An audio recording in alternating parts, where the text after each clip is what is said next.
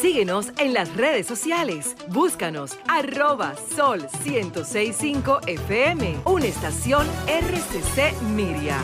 Antoliano Peralta, consultor jurídico del Poder Ejecutivo, está con nosotros. Así es que gracias, doctor Antoliano Peralta. Y entonces iniciamos de inmediato esta conversación con usted. Vamos a empezar por el mensaje de anoche del presidente Abinader y su anuncio de que no se va a presentar un proyecto de reforma fiscal. A usted se le atribuye haber planteado hace unos días que el proyecto estaba listo. Sí. Sí, adelante. Gracias, muchas gracias a ustedes. Sí. Bueno, no debió decirse, se le atribuye, porque yo dije públicamente a una pregunta que me hicieron unos periodistas que en qué estaba el proyecto, y dije que se estaba trabajando y que estaba avanzado. Okay. Y es cierto que se estaba trabajando. Es decir, el hecho de que el presidente haya ofrecido un discurso para decir que el proyecto no se iba a presentar implica que se estaba trabajando en el proyecto. O sea, dejó sin efecto. Sí, el presidente entendió que no era oportuno.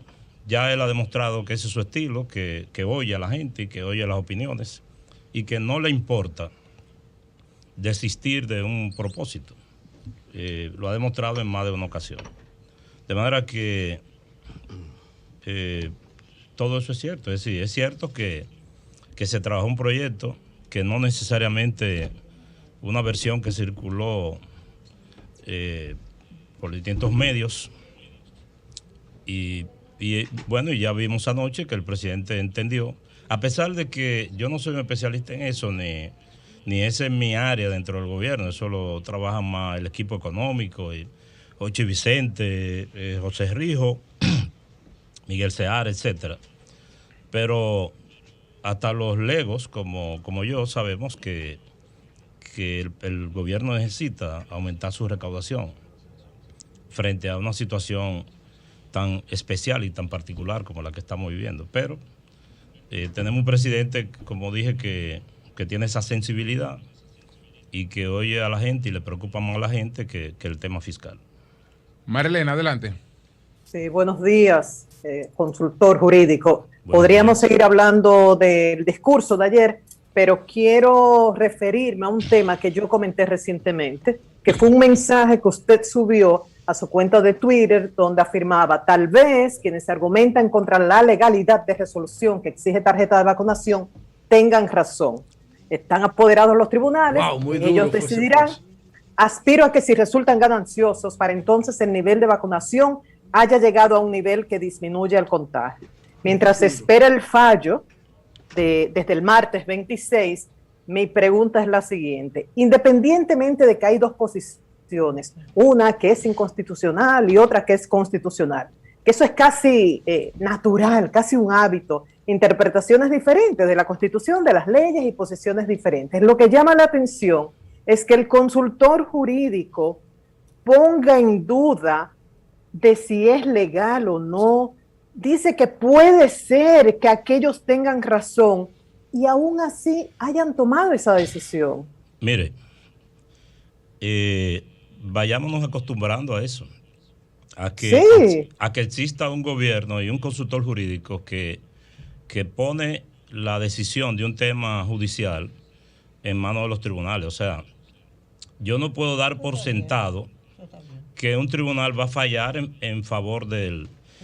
Tal vez un adverbio, ¿verdad? Un adverbio de duda. Sí. Es decir, ¿qué yo quiero decir?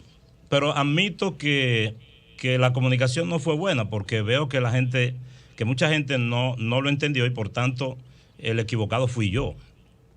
Yo quise decir, y un mensaje de esa naturaleza no debió ser necesario que yo tuviera que explicarlo. Es decir, yo quise decir, a lo mejor tienes razón, porque estamos en un debate judicial y es un tema novedoso.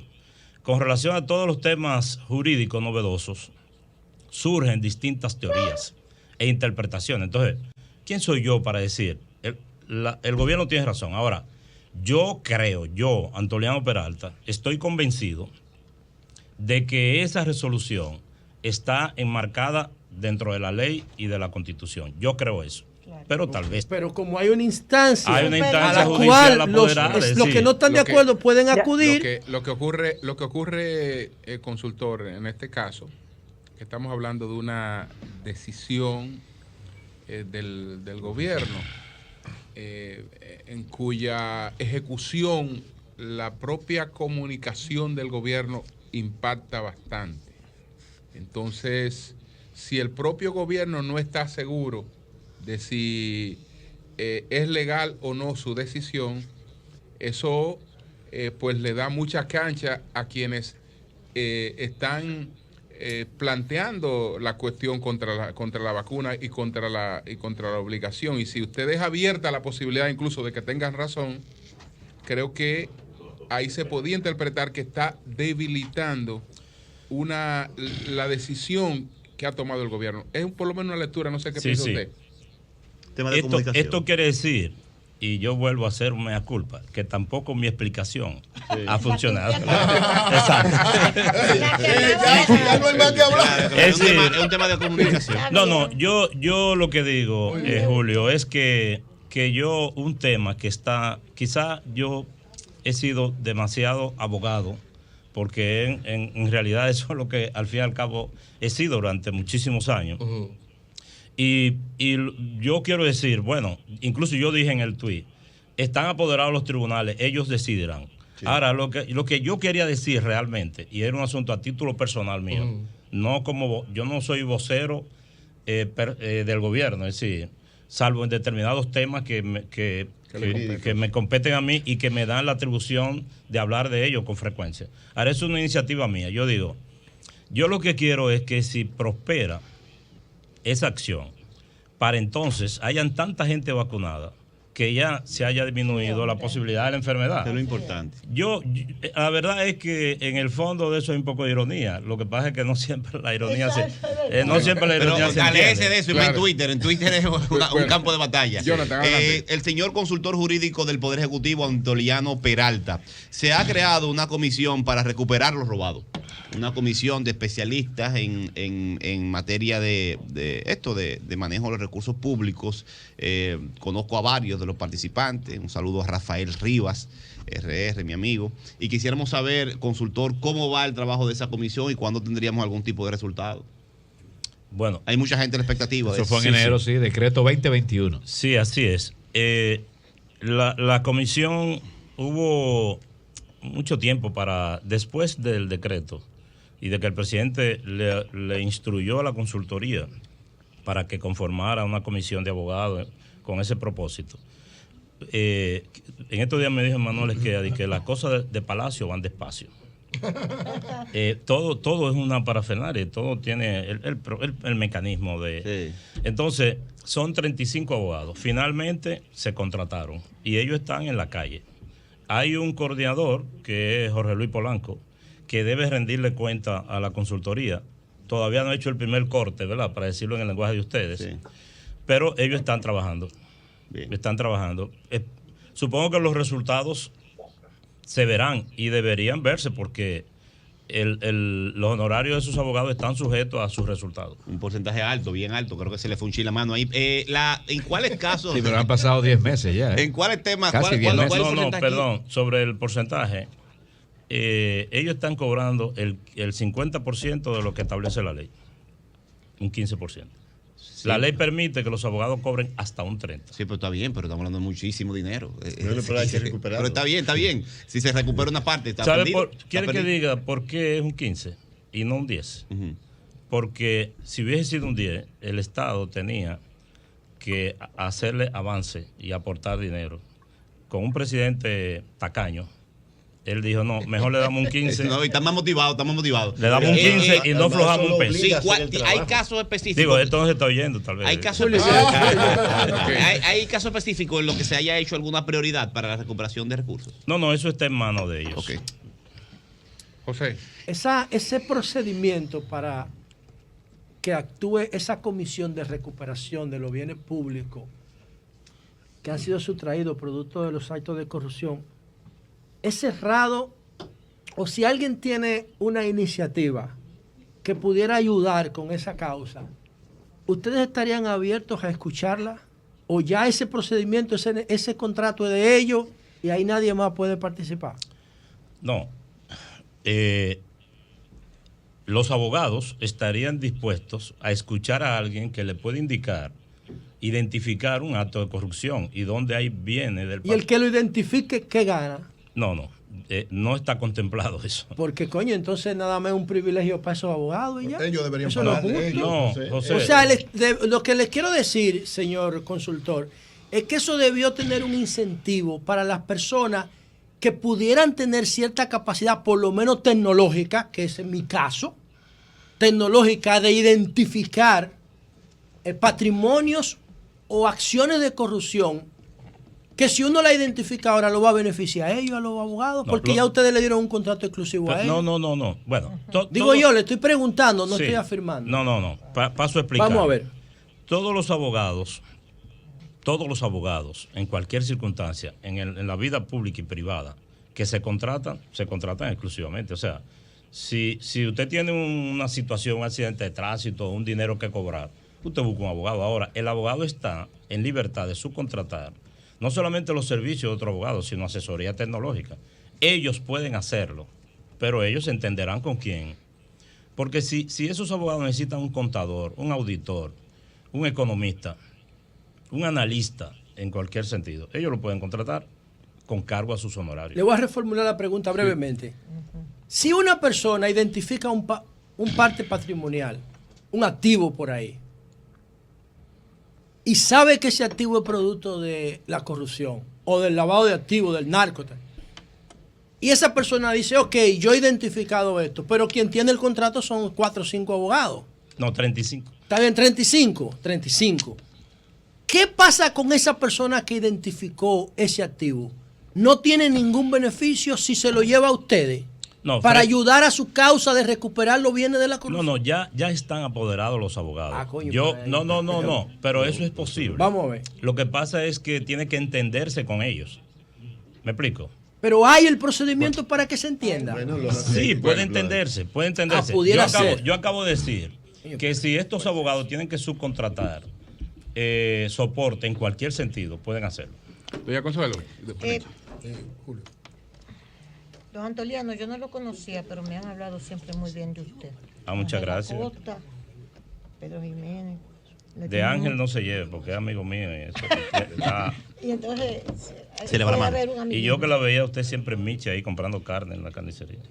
Por mis tíos. Sí, nosotros siempre fuimos a Miche a vacacionar toda la vida. La recuerdo. Así mismo. Álvaro Delgado. Que es otro Miches, Consuelo y Don Antoliano, al Miches de ahora, después de Falcón. Es otra cosa, ¿verdad? Que es otro Miches, o sea, me imagino que ustedes sentirán exacto. Lo que yo siento con la romana. Miches es otro, después de Montaña Redonda, de los hoteles que están construyendo, después que se descubrió Playa Esmeralda. Yo aprendí a nadar en el río de Miches. Y después de la operación Falcón. Ahí aprendí yo a nadar. No, ¿qué va? Cambió todo. Hay cosas que me preocupan, que tienen que ver con usted, con la consultoría jurídica. Por ejemplo, aparece un anuncio, no voy a decir, se van a vender las acciones de EGEI. EGEI no tiene acciones. ¿Te entiende? Dice aquí la Fundación Justicia y Transparencia. Presidente de la Fundación Justicia y Transparencia. Dice, el gobierno está violando Constitución al cerrar por decreto instituciones creadas por ley. El caso de la CDE. Entonces, se han presentado una serie de casos. Mire. Julio, tú manejaste mucho ese asunto. ¿Por qué se dan esos vacíos legales? Vamos a llamarlo muy bien. así. Mire, por favor. Sí. De lo que usted me dijo al principio, de la venta de las acciones de la empresa, yo no tengo información de eso ni me he referido a eso. Sí. Ahora, yo sí soy parte de la comisión que el gobierno designó para la liquidación de la CD. Y eso, Justicia y Transparencia, creo que del amigo Potentini. Sí. Yo no creo que él diga eso como un gesto de mala intención. Yo conozco a Potentini, es un buen tipo. Ahora, él está desinformado. Mediante un decreto, hoy ¿dónde está la confusión? Por un decreto se dice que se designa una comisión para la liquidación de la CDE. El gobierno crea una comisión que la compone el ministro de Hacienda, el ministro de Energía y Minas y yo. Se subcontrata una abogada, que es Marisol Vicín, que es especialista en el tema.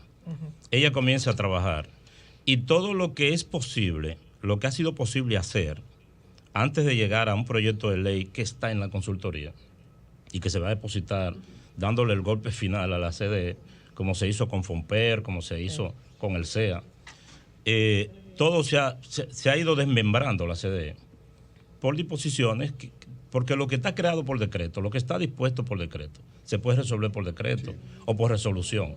Ahora, lo que no se puede es eliminar la personería jurídica de la CDE por un decreto porque está creada por una ley. Y la ley va. Entonces, el amigo Potentini, quizá mal informado, porque como ya dije que no creo que sea un acto de mala fe, va al Tribunal Constitucional a impugnar el decreto que crea la comisión, como si con ese decreto se estuviese liquidando la CDE.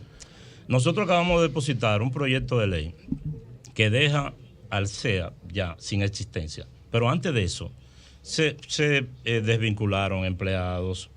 Por ejemplo, en la CDE. Pero que no se podía hacer. Yo estoy mirando a Julio porque yo sé que... No, pero vamos a preguntarle. Déjeme decirle, mire. Le voy a decir. Si la ley lo permitía, la pregunta. No, pero quiero responderle, mire. Sí.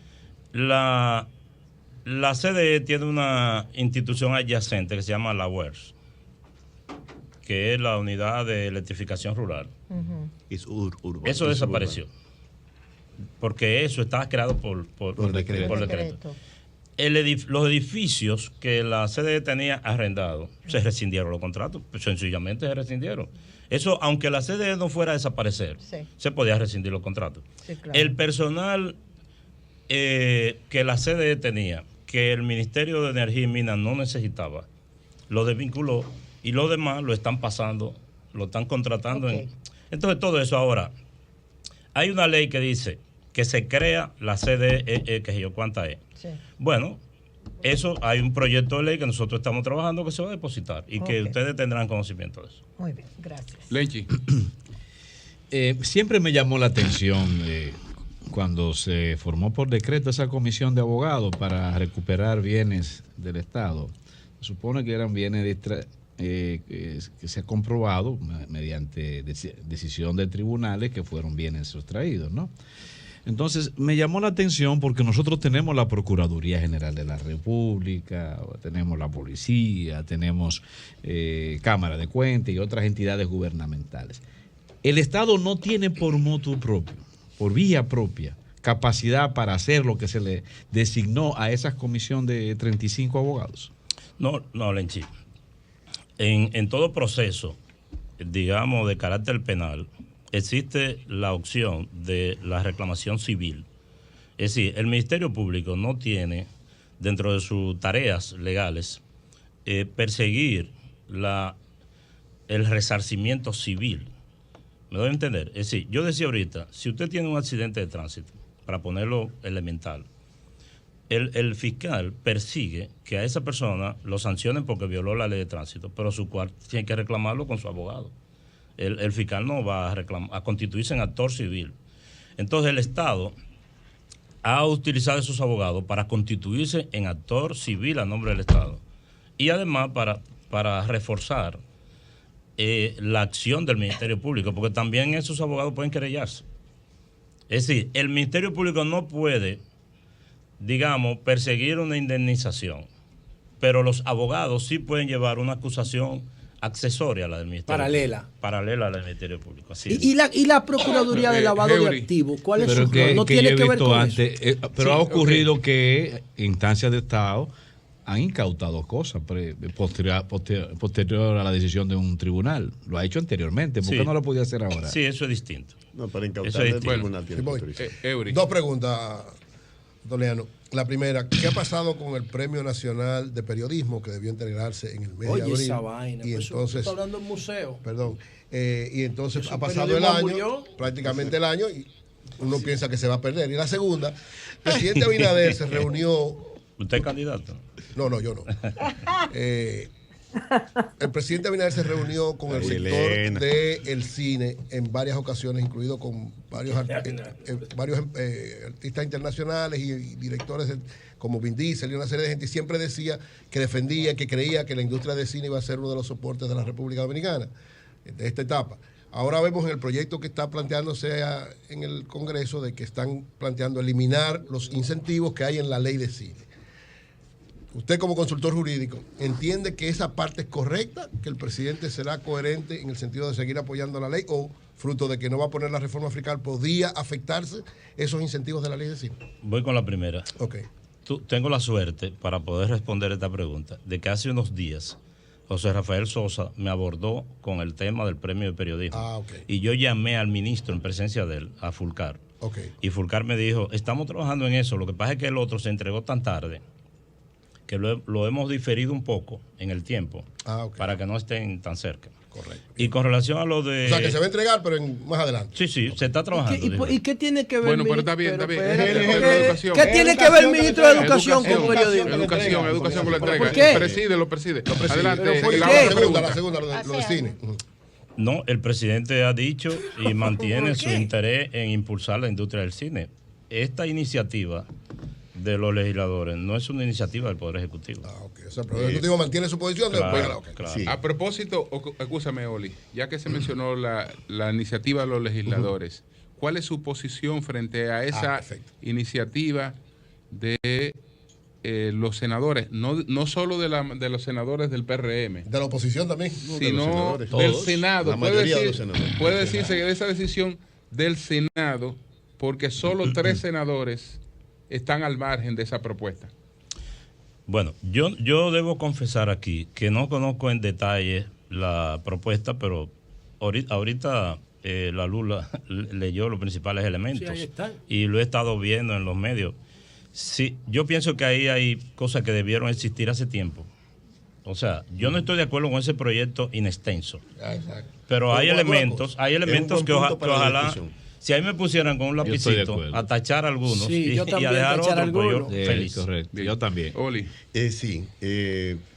Antoliano, consultor jurídico del Poder Ejecutivo. Antoliano, la empresa Odebrecht, que era el principal constructor de obras viales en República Dominicana, tiene una serie de obras en concesión que todavía están bajo el control de ellas, según entiendo, incluyendo la de Ocoa Rancho Arriba, donde el presidente de la República dijo que si no se llegaba a un convenio, pues él buscaría una solución para resolverla. Pues personas de la zona nos han estado escribiendo preguntándonos qué pasó con respecto a esto. Mi otra pregunta es, ¿seguirá esa empresa controlando obras de construcción o el gobierno del presidente Abinader definitivamente decidió descartarla? Con respecto a los contratos que tiene Odebrecht pendiente, que creo, como dice una amiga mía, que si mi memoria es masculina y por ende infiel, dice ella. El diablo. Sí, yo estoy de acuerdo con eso. Eso dice un abogado. El macho tiene que ser infiel por naturaleza. Ese es su rol. Yo estoy de acuerdo con lo que afirma el consultor jurídico. Y esto, bueno, no tiene que ser, pero hay mucho no, es por naturaleza. Adelante. Por naturaleza. No escucha, yo no respetar a la mujer que no está creo que hay un contrato. Que nos vamos a fajar los dos. Creo que hay un contrato de eso que no se había iniciado, que es el del paso a desnivel de la esquina esa que le dicen pintura. La Isabel Aguilar. Exacto, pero hay los otros son Independencia, el paso 10%, 15%, etcétera. Se está trabajando. Hay un equipo de trabajo que está buscando la forma de resolver esos contratos. ¿Resolverlo es rescindir los contratos con ellos y establecer nuevos? Sí, que puede ser por la vía de la negociación, y en caso de que eso no funcione, solo quedaría una opción que sería la vía judicial.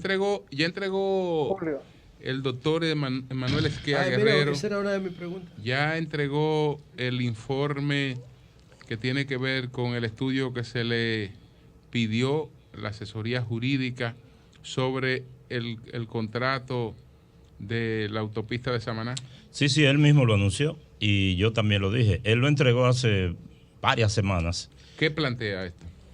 No, quiero decir que, bueno, Emanuel Esquea, para decirlo así en términos general, identifica que hay varias violaciones a la ley, que es un contrato excesivamente oneroso para el Estado Dominicano, dice que hay incluso violaciones de carácter penal, pero el gobierno, y debo decir que yo formo parte de la comisión junto con el ministro de Hacienda que está discutiendo esto con esa gente, es posible, pero el vocero de esta comisión es Ocho y Vicente, por lo que quiero dejar que sea él que lo diga, pero puedo decir por lo menos que se está muy adelantado en la búsqueda de una solución a este tema. Estamos hablando de una negociación. Julio. Dice el ministro de Obras Públicas, contradiciendo la opinión del doctor Esquea Guerrero, que están cerca de una negociación, pero parece ser que Esquea Guerrero lo que sugiere es una salida penal al tema. No, porque Emanuel no sugiere salida, él identifica, a él se le pidió que diera una opinión sobre ese contrato y la dio. Ahora, el gobierno tiene la potestad de buscar una salida por la vía que considere más corta y más práctica para el Estado. Aunque haya aviso de corrupción en el contrato. Habría que ver, José. Nosotros estamos trabajando. Mira, el Ministerio Público trabaja independientemente. ¿Sí? No quiero entrar en esas consideraciones. Nosotros estamos trabajando en lo que tiene que ver con el contrato en sí mismo. Sí, buscar una salida. Porque tampoco el gobierno, en una situación como la que está este país, quiere embarcarse en una carnaval de persecución por todo, en perjuicio, ¿verdad?, del bienestar de la gente. Nosotros estamos buscando una forma de que la gente pueda pasar por ahí sin pagar tanto con menos costo y al mismo tiempo que el gobierno no tenga que pagar lo que está pagando. Porque con no pagarlo ya estamos pagando 3 veces. En ese caso, ¿dónde está establecido el arbitraje en el caso de ese contrato? ¿En qué país está establecido? El arbitraje de discusión legal. Legal, si se presentara cualquier diferencia, por ejemplo, que el gobierno dominicano entiende que hay violaciones a la ley, que el contrato se ha incumplido, ¿dónde estaría? En el extranjero, pero no recuerdo ahora con precisión. Don Antoliano. Ya, tengo una pregunta, Milagro. Julio. Ay, perdón. Sí. Doña... Consultor, ¿en qué está el diálogo? ¿Cuándo es la próxima sesión? Las últimas informaciones que se han ofrecido es que se definió la metodología de trabajo, las mesas de trabajo, pero hay algunos convocados que dicen que están a la espera de que el gobierno como convocante les envíe los documentos que van a analizar. ¿A qué nivel está el diálogo? Efectivamente, en la última sesión del diálogo se definió y los actores se pusieron de acuerdo con relación a la metodología a seguir. Lo explicó muy bien Iraima Capriles, que van a ser mesas de trabajo de 37 personas, cómo iban a estar representados cada sector. Se dijo también así, para hacer un resumen apretado, que en las mesas se iba a decidir por consenso o no había decisión y que entonces esto se iba a llevar al pleno del diálogo donde se tomarían decisiones o por consenso o por la 2/3 partes de la aprobación de los presentes. Entonces es cierto que el gobierno quedó pendiente, y en eso estamos trabajando, de depositar los insumos para la discusión. Don Antoliano, ahora me voy a la política. Dice doña Milagros Ortiz, que sale, por cierto, en el Caribe, que tiene el PRM, la fase del PRM, el PRM, los militantes tienen que entender que hay un nuevo estilo de gobierno, un nuevo estilo de partido, con tantas quejas que hay, demandas de trabajo, el mismo presidente de la Cámara de Diputados, Alfredo Pacheco, dijo un día atrás, es que se le han dado los puestos fundamentales a los hijos de los dirigentes. O sea, quejas. ¿Cómo ustedes están manejando todo eso y lo ven? Yo pienso que en una circunstancia, doña Consuelo, donde, según dicen los expertos, como consecuencia de la crisis sanitaria se ha perdido casi 1 millón de empleos en el sector privado. Sí.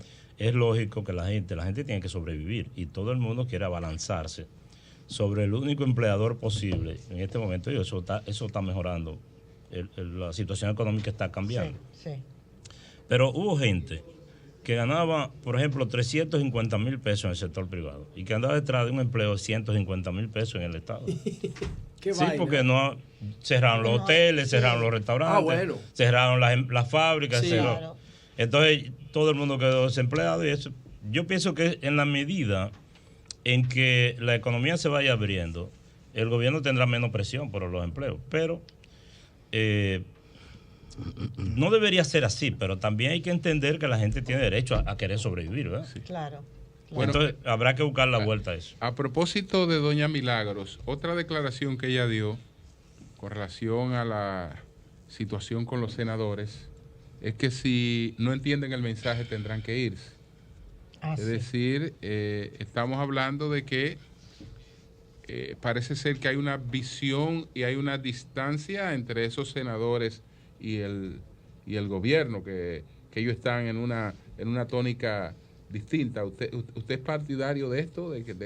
Porque además, consultor, ayer en la Cámara de Diputados, y ya esto es una revelación, no se pudieron conocer, no se pudieron introducir unos 3 proyectos de préstamo, porque los diputados del PRM le advirtieron al presidente de la Cámara que el horno no estaba para galletica, que no lo fuñan con un proyecto de eso, que ellos no estaban en eso. Entonces él no pudo introducir por una negativa de la mayoría PRMista a tragarse eso en el día de ayer por no sé cuál es el distanciamiento que hay entre el gobierno y sus legisladores. ¿Qué es lo que pasa?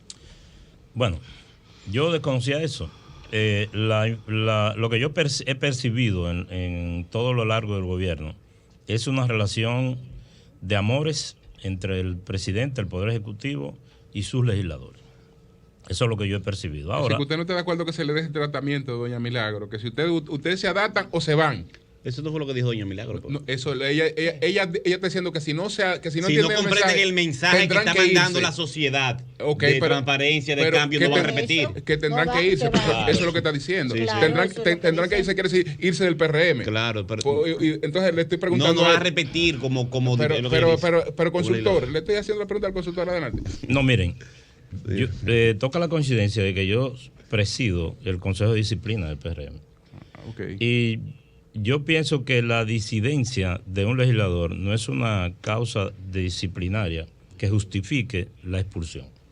Es lo que yo creo. Ahora, hay que ver, porque los legisladores son, en principio, jurídicamente independientes. Políticamente es otra cosa, sí. Claro. Se supone que políticamente el legislador tiene que escuchar la línea de liderazgo de su partido, porque el partido traza una estrategia junto con el gobierno para el desarrollo del país. El partido cogobierna, se supone que un partido político cogobierna con el Poder Ejecutivo. Entonces los legisladores tendrían que ponerse a tono con eso. Sin embargo, le voy a poner un ejemplo reciente. El presidente dijo que él estaba de acuerdo con el tema de las 3 causales, eso es conocido y es viejo, pero que él no iba a influir en ningún legislador, porque este era un asunto de carácter ideológico y él no podía influenciar la ideología de nadie. Bueno, fíjense que en ese caso el presidente dijo, actúen como ustedes quieran. Ahora, cuando el partido traza una línea con respecto a un tema, sobre todo que tiene que ver con la economía del país, lo políticamente correcto desde mi punto de vista es que los legisladores se pongan a tono y colaboren con el gobierno y con el partido. Pero hice la aclaración de que en principio, porque estoy hablando de esto por lo que ustedes me dicen, esto no es un asunto que disciplinariamente pueda generar un proceso disciplinario para expulsar a nadie. Ellos creen que hay una campaña, creen los legisladores, creen que hay una campaña articulada por parte del sector empresarial y creen que el propio gobierno si no es parte de la campaña, pero que actúa con indiferencia y escasa solidaridad frente a esa campaña que hay contra el Congreso de mayoría PRMista? Yo desconozco eso, honestamente. Okay. Bien. Doctor, sé que usted participó en las negociaciones con la Pfizer, ¿es así? O por lo menos la parte legal. Sí, en cierto modo sí. En ese entonces nosotros conocimos de un préstamo para comprar vacunas. Estamos hablando de 120 millones de pesos. Usted declaró que las negociaciones se desarrollaron en condiciones de desigualdad. Y sabemos la imposición que hizo la Pfizer, de que entregaba cuando pudiera, de que si habían efectos secundarios no era responsable, un paquete de cosas más. Sabemos que la cantidad también de vacunas que ha llegado no ha sido completa todavía, pero estamos hablando de 120 millones de dólares, es decir, casi 7 mil millones de pesos. ¿Ha hecho el gobierno alguna gestión para conseguir quizás modificar ese acuerdo o alguna respuesta solidaria de la Pfizer? Porque nosotros no somos un país rico para darle 7 mil millones de pesos por algo en condiciones de desigualdad terrible. Le atribuyen a José Dolores Alfonseca, que fue un médico, que fue legislador. Dicen que él tenía que votar en favor de una decisión que tenía que ver con el gobierno de los Estados Unidos y estaba condicionada a un empréstito, que si no votaba a favor, le negaban el préstamo y el país lo necesitaba. Y dicen que él se puso de pie, el voto de él era decisivo y dijo, voto por esa iniquidad. Entonces, con respecto al contrato de la vacuna, señores, ¿por qué esconder que esos contratos eran de adhesión? Claro. En el momento de la crisis, lo que había era que comprar la vacuna. Ellos, los productores de la vacuna, había que rogarle para que la vendieran. Es decir, el mundo había una demanda mayor que la producción. Todavía la hay. Y debo decirle que si el presidente se hubiera llevado de mí, hubiese sido un desastre lo de la vacuna, porque al principio la vacuna china, a mí me indujeron a no creer en ella. Después, yo tengo una pariente médico que me dijo, no, ponte la china. Y el presidente, presidente, fue la que yo usé. Y él dijo, no, la que haya, vamos a comprar. Julio. Pero espérate. Y se compró. Sí. Ahora, pero yo digo ahora las acciones posteriores, porque hasta ahí yo lo entiendo. No, muy bien. Pero hoy después las acciones para quizás revertir eso un poquito. Alguna reacción solidaria de la Pfizer. Eso es posible. Aunque yo no estoy envuelto en ninguna negociación al respecto, pero con la AstraZeneca se llegó a un acuerdo de que ellos solo enviaran las vacunas que se le habían pagado y que dejáramos el contrato hasta ahí ya. Bueno, estamos finalizando. Jonathan. Sí, Marielena Peralta, consultor jurídico del Poder Ejecutivo. Estamos viendo con la operación Larva que se aumentan los casos de incautación de grandes cargamentos de droga, pero también de apresamiento y sometimiento judicial de los responsables. Aquí lo común es que se incautó la droga, pero no sabe quién es el dueño de la droga. ¿Qué se ha hecho diferente? Porque está la DEA aquí, tenemos una relación con la DEA hace mucho, compramos unos tucanos. ¿Qué se ha hecho diferente? ¿Cuál es el origen de este cambio en los niveles de incautación de droga y el apresamiento de dirigentes del narcotráfico? Bueno, yo estoy muy lejos de eso, pero yo me imagino que Pero ustedes trabajan con la DNCD, que es parte del Poder Ejecutivo. Sí, no, yo no. Pero yo pienso que la dirección del DNI y de la DNCD tiene mucho que ver, la actitud y la política que ellos tienen con eso, tiene mucho que ver con que aumente la incautación de droga. Es decir, hay que diferenciar que no es que hay más droga ahora, es que ahora se incauta. Dentro de las instituciones. Sí, Marielena. Brevemente, para pasar tanto la vacuna Pfizer como la vacuna BioNTech, la vacuna Sinovac, tenían representantes en República Dominicana que eran dueños de la representación de esas marcas bajo contrato. Cuando ustedes deciden comprar vacuna, o el gobierno pasado, que no sé, o hacer contratos con los chinos o con los norteamericanos, alemanes de Pfizer, ustedes tienen que negociar con los representantes de ellos en el país, o el gobierno hizo contrato directo con Pfizer y con China. Contratos directos. Directo. Sí. ¿Y qué pasaba con esas intermediaciones legales que estaban aquí? No, hay un elemento de carácter legal en eso, que que tiene que ver incluso un poco también con la contratación. Primero, la contratación entre estados es más viable, más fácil legalmente. Y segundo, hasta donde yo tengo la información, porque yo he trabajado accesoriamente en la revisión de los contratos. Esta es la negociación directa la llevaba la vicepresidente y el Ministerio de Salud Pública. Pero yo no conozco que haya una representación acreditada como para... Habían intermediarios, gente con la que se hablaba, pero esa negociación con la Sinovac, esas vacunas se consiguieron gracias a la diligencia, entre otras, del embajador dominicano en China. Ah, ese es mi hermano. Sí, Bruni nos mandó saludos a todos. Una pregunta, Julio. Perdón, ¿y la de Señor Pfizer? consultor. Un momentito. Tengo una pregunta. Porque usted me dice la de China y la de Pfizer. Un momentito. Sí, digo, él hizo esa gestión. Lo otro lo manejó la señora Raquel Peña. Okay. Marlena, Oli, venimos ahora y Eury para finalizar. Sí. Una pregunta, más allá de sus funciones como consultor jurídico, como partido, como dirigente político, ¿no le preocupa que desde su gobierno estén saliendo mensajes contradictorios, lo que habla de funcionarios que no tengan una posición unificada, pero además confunden a la población? El caso más reciente, el caso de Boca Chica, con un mensaje del director del gabinete de agua, un funcionario muy calificado, cuidado, que un estudio de Estados Unidos determinó que está contaminada con heces fecales. Y el director de INAPA dice lo contrario y se baña en la playa con su familia. Uno como ciudadano recibe dos informaciones contradictorias y al final no sabe qué hacer. ¿Le preocupa esto del gobierno de su partido? Es un problema de comunicación que entiendo que hay que mejorar. Mi pregunta... El FOMPER, que está dentro de las... La respuesta de abogado. Adelante. Sí, así es. El FOMPER es una institución creada por ley y dentro de las que el gobierno actual decidió suprimir. Hay fondos de operaciones del Estado que están destinados a esta institución. ¿Qué se está haciendo con esos fondos? ¿Cómo se están manejando?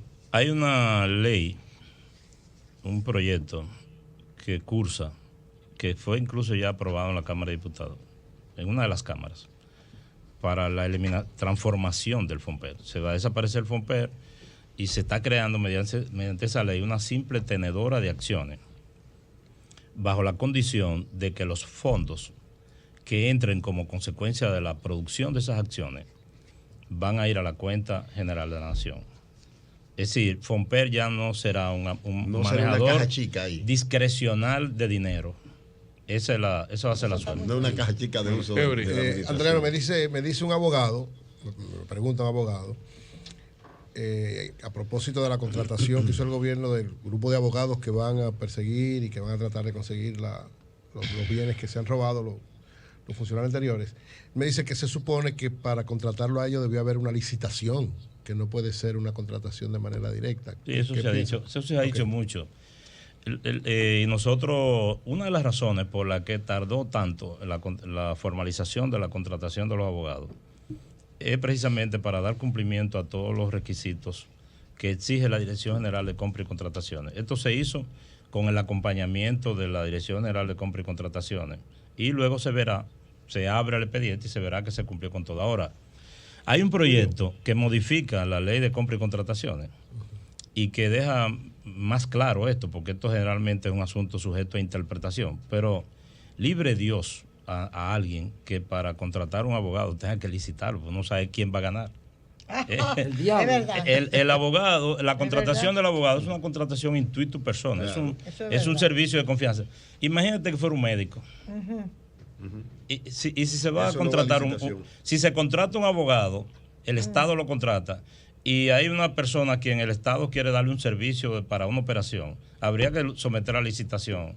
Y aparece un médico que hace una oferta más bajita. Y otro que Escuchen esto. Finalmente, Escuchen ahí terminamos con esto. Atención, señor consultor Buena jurídico. explicación. Okay. Me escribe el hermano de un coronel que participó en el incautamiento de 300 kilos en la terrena de cocaína y fue puesto en retiro por las autoridades. ¿Cuándo? Actualmente. No, él dice aquí, no, eso fue en el gobierno pasado, porque lo que me está diciendo él es, déjeme decirle de quién se trata. Lo que me está diciendo él es que hubo una sentencia del Tribunal Constitucional para que lo repusieran en su cargo. La sentencia, estamos hablando del coronel Huáscar de Peña. Entonces, estamos hablando de... un segundo, déjame quitar esto aquí. Estamos hablando de la sentencia del Tribunal Constitucional que manda a reponerlo en el puesto. Y lo que él está preguntándole a usted es que si cuando hay una sentencia del Tribunal Constitucional, la reposición es automática o ustedes tienen que volver a estudiar el caso para... No. Mira, el director de la policía, el jefe de la policía actual, es producto de una sentencia igual que la de él. O sea, él estuvo fuera de la policía. Y él fue ante el Tribunal Superior Administrativo y creo que ante el Constitucional después y ordenó su reposición. Lo que tiene que hacer la policía es sencillamente reponerlo. Porque las sentencias no son para analizarlas. Las sentencias son para ejecutarlas, para cumplirlas. Entonces, en el caso de, cuando él se refiere al consultor jurídico del Poder Ejecutivo, que es que nombre el jefe de la policía, ese coronel pudiera... No, lo nombra el presidente. Bueno, pero el Poder Ejecutivo... Sí. Ese coronel pudiera recurrir donde ustedes para que ustedes presionen a la policía. Pero no, para que nosotros opinemos y recomendemos a la policía que cumpla con la sentencia. Eso ocurre con frecuencia. Ajá. Sí, eso ocurre con frecuencia. Bueno, señores, muchas gracias. 7 Picos Parque Nacional, excelente, pero todavía están sin protección. Cuance, que Barrigol quiere hacer arriba de Cuance una presa de cola, que eso es peligrosísimo, porque Cuance es afluente del río Sama, que es de donde bebemos agua. Entonces, excelente, pero para que usted tenga pendiente, no es una pregunta, que vamos a seguir la lucha por defender el río Sama. Y los felicitamos por 7 Picos Parques Nacionales. Guárdeme mi franela que yo me integraré. El doctor Antoliano Peralta, consultor jurídico del Poder Ejecutivo. Muchas gracias, doctor. A ustedes. Cambio y fuera.